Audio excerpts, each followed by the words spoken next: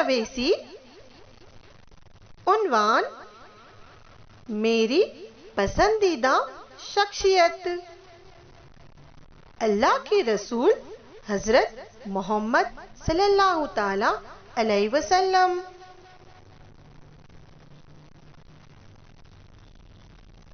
اللہ تعالیٰ نے لوگوں کی رہبری اور ہدایات کے لیے دنیا میں کئی نبی اور رسول بھیجے۔ ان میں پہلے رسول حضرت آدم علیہ السلام تھے اور آخری رسول ہمارے پیارے نبی حضرت محمد صلی اللہ تعالی علیہ وسلم تھے۔ آپ عربستان کے ایک شہر مکہ کے معزز قبیلہ قریش کے ایک اہم خاندان بنو ہاشم میں پیدا ہوئے۔ آپ کی پیدائش سے قبل ہی آپ کے والد محترم حضرت عبداللہ نے وفات پائی، گویا آپ پیدائشی یتیم تھے۔ حضرت محمد صلی اللہ تعالی علیہ وسلم کی پیدائش کے چند مہینوں بعد ہی آپ کے دادا حضرت عبد المطلب کا بھی انتقال ہو گیا۔ آپ کی پرورش آپ کے چاچا ابو طالب نے کی۔ آپ جب 40 سال کے ہوئے تو اللہ تعالیٰ نے آپ کو اپنا رسول بنایا۔ جبرائیل علیہ السلام آپ کے پاس وحی لے کر آئے۔ آپ کی رسالت پر ایمان لانے والوں میں سر فہرست آپ کی بیوی حضرت خدیجہ تھے۔ آپ نے نہایت صبر و استقلال کے ساتھ اللہ کا پیغام لوگوں تک پہنچایا۔ آپ صلی اللہ تعالی علیہ وسلم نے بتایا کہ صرف اللہ ہی عبادت کے لائق ہے اور اسی کی عبادت کی جائے، اس کے علاوہ کسی کی عبادت جائز نہیں ہے۔ اس زمانے میں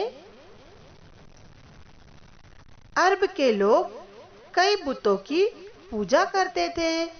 ایک اللہ کی عبادت کی دعوت سے وہ لوگ بچھڑ گئے اور آپ کے دشمن بن گئے، آپ کو طرح طرح سے تکلیفیں دینے لگے، مگر آپ نے بدلہ لینا تو دور کی بات ہے، دشمنوں کو بد دعا بھی نہ دی، بلکہ آپ صلی اللہ تعالی علیہ وسلم نے اللہ تعالیٰ سے دعا کرتے رہے کہ یہ لوگ ناسمجھ ہیں، ان کو ہدایت دے۔ آپ سراپا رحم و کرم کے پیکر تھے۔ آپ صلی اللہ تعالی علیہ وسلم نے کبھی کسی کا دل نہ دکھایا، کبھی کسی کو تکلیف نہ دی۔ قدم قدم پر آپ سچائی اور اخلاق کا مظاہرہ کرتے تھے۔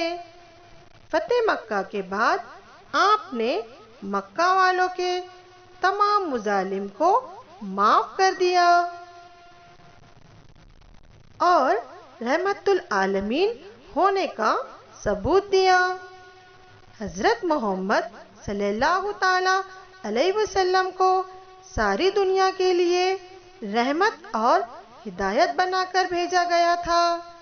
آپ نے دنیا کے بھٹکے ہوئے انسانوں کی رہبری کی، گمراہ لوگوں کو سیدھی راہ دکھائی، انسانوں کو جہالت کی تاریکی سے نکال کر علم و ایمان کی روشنی میں لایا، لوگوں کو ہر قسم کی غلامی سے چھٹکارا دلایا اور مساوات اور بھائی چارگی کا سبق سکھایا، عورتوں اور بچوں کے حقوق پر زور دیا، معاشرے میں عورتوں کو اونچا مقام دلایا، عورتوں کی عزت اور एहतराम करना लोगों को सिखाया। आपने सिर्फ लोगों को नसीहत करते थे, बल्कि उस पर खुद अमल करते थे। उनके अमल और हुस्न सुलूक से मुतासिर होकर लोग उन पर ईमान लाते और इस्लाम कबूल करते, इस्लाम में शामिल होते। उसमें कोई शक नहीं कि अल्लाह के रसूल हजरत मोहम्मद सल्लल्लाहु ताला अलैहि वसल्लम की शख्सियत बुलंद तरीन थी।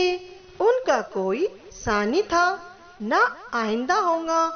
इसके बावजूद वो अपने आप को कभी बड़ा नहीं समझते थे। हमेशा आजिज वो इनकिसारी से काम लेते थे। शुक्रिया।